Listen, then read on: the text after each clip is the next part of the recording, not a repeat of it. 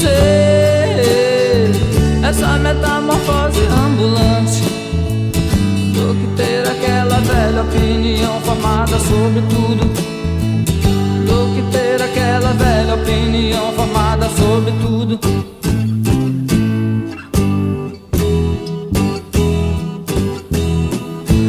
Eu quero dizer agora o oposto do que eu disse antes. Eu prefiro ser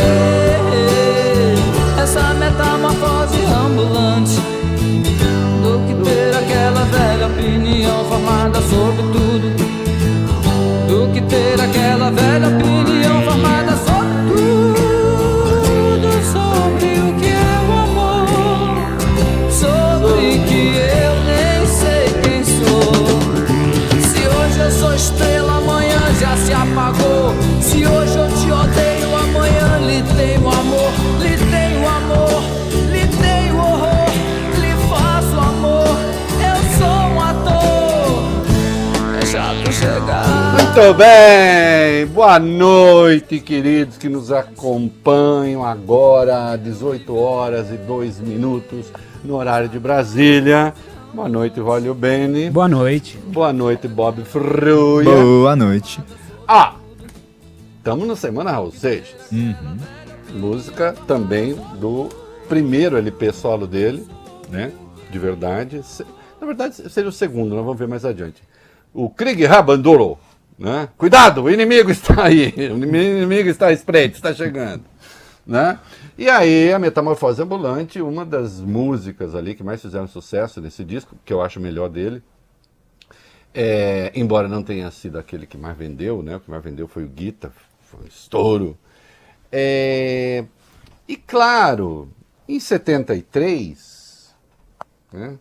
Considerando ali o desalento político, considerando que as posições estavam muito radicalizadas, as pessoas incapazes de dizer com clareza o que pensavam em razão da censura, né?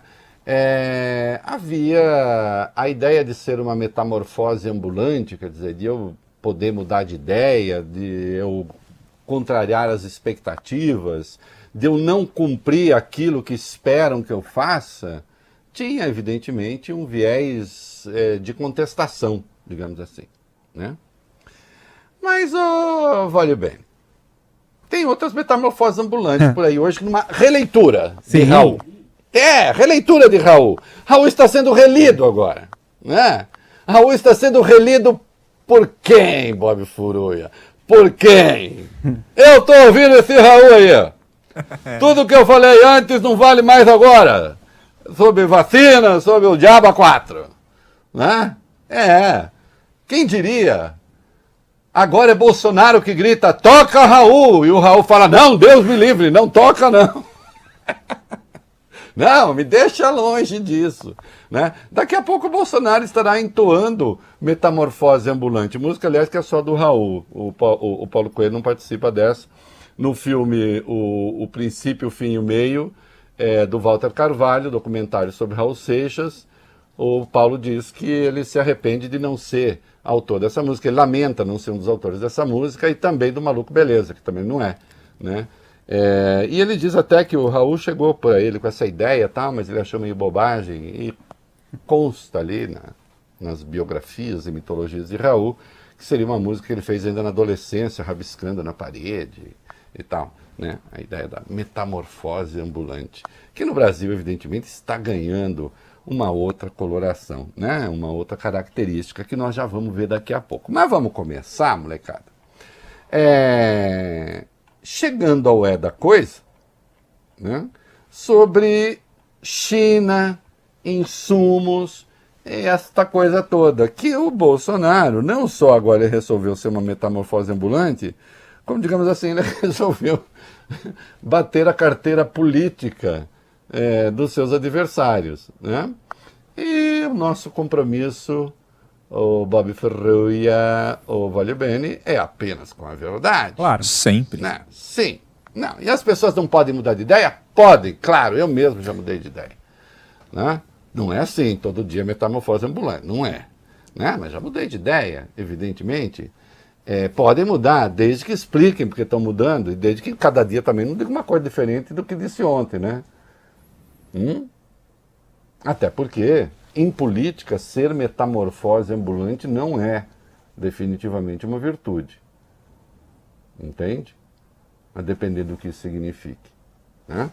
Por exemplo, o Centrão pode falar, eu sou metamorfose ambulante, já fui Dilma, já fui Lula, já fui Dilma, já fui FHC, já fui... E hoje eu estou sendo Bolsonaro. E assim vai. Né? Fala, Volibear.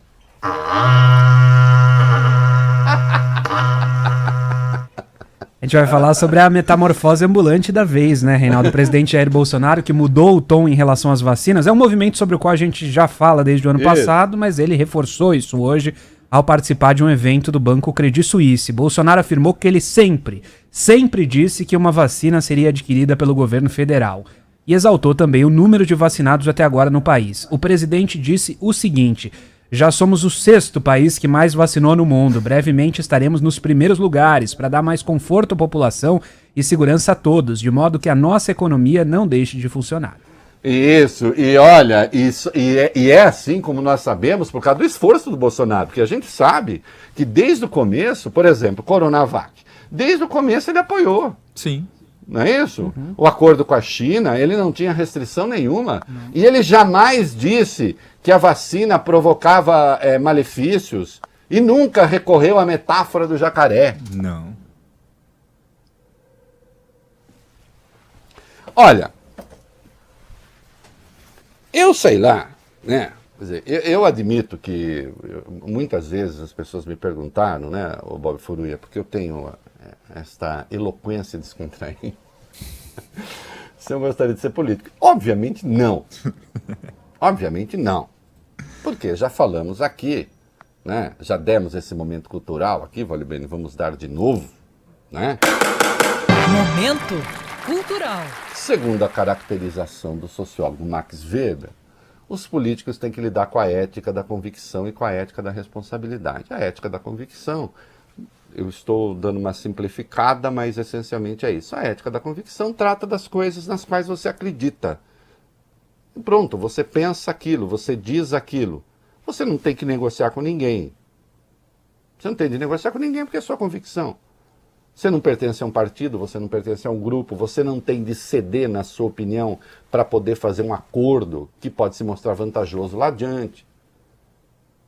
Um político tem, além da convicção, ele tem a ética da responsabilidade, ele tem de pensar nas consequências também daquilo que pensa, nas consequências sociais, ele tem que pensar nas consequências. Um indivíduo não tem? Tem, mas com menos importância, porque aquilo que ele pensa e faz costuma ter menos relevo e relevância do que aquilo que um político faz.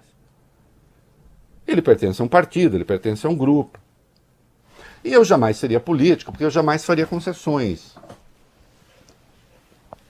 E, portanto, eu não sirvo para ser político. Mas eu não demonizo a política, eu entendo a política. Eu entendo quando os políticos concedem aqui para conseguir alguma coisa maior, enfim. Então, há um espaço de metamorfoseamento da opinião que é legítimo e necessário.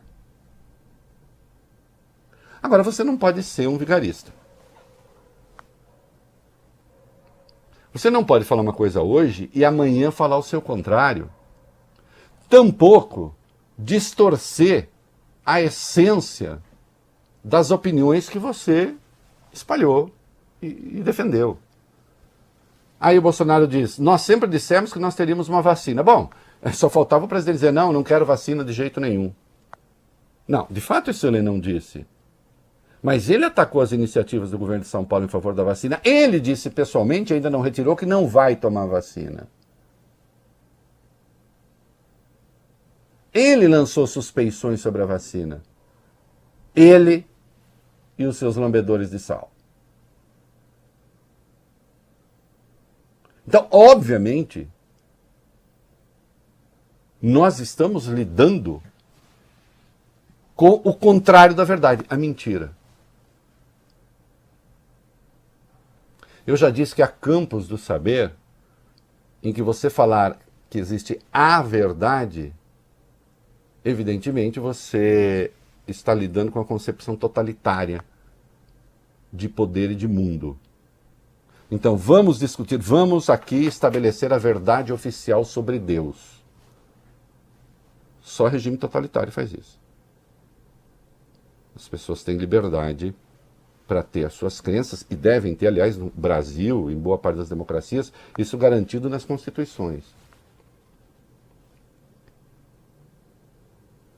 Agora, eu quero impor a minha versão sobre Deus para as outras pessoas, aí não. Eu quero que a política pública atenda à minha concepção pessoal sobre Deus, a concepção pessoal sobre Deus do meu grupo. Aí também não. Ou então eu quero impor que não exista Deus. Também não. Nas questões que dizem respeito à ciência, claro que existem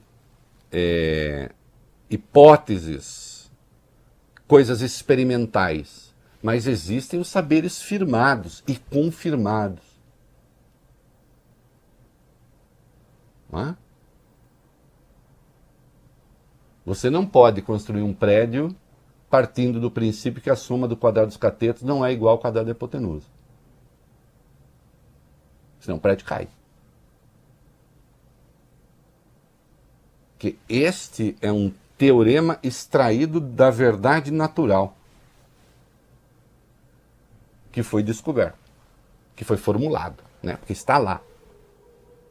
Assim como quando se chega ao conhecimento científico, se chega a partir de um dado que está na natureza.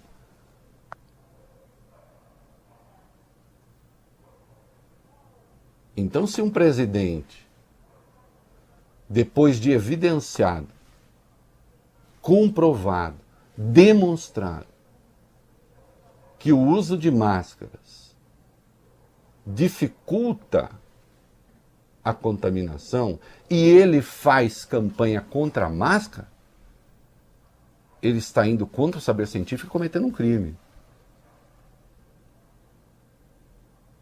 O mesmo se diga em relação à vacina. O mesmo se diga em relação ao distanciamento social. Há evidências que estão acima ou que independem da questão ideológica. Que lambedores de sal não saibam disso, muito bem. Mas muitas vezes eu estou vendo pessoas supostamente iluministas, né, que eu chamo de os iluministas das trevas, flertando com a ideia de que existe um espaço de arbitragem também nessas áreas. Envolvendo política pública, não. Né, senhor Jair? E sim, agora não sabe porque Bolsonaro agradeceu a China. Olha que coisa. Olha que coisa mais linda, mais cheia de graça. Vai. Ele agradeceu a China, Reinaldo, ontem, e não foi só ele não, viu? Hoje, quem agradeceu a China também... hoje foi o... foi ele. Você fala da pança, como fala? Isso. Esqueci o general pançudo. General Eduardo Pazuello, ministro da Saúde. Ele enviou uma carta ao embaixador chinês Yang Wanmin, dizendo que a vacinação é fundamental na resposta à pandemia. Pazuello afirmou ainda, Reinaldo, que o país está disposto a trabalhar com a China para fortalecer ainda mais a cooperação na área da saúde e agradeceu por tudo que a China já fez pelo Brasil, lembrando da doação de equipamentos e insumos desde o início da pandemia. Nossa.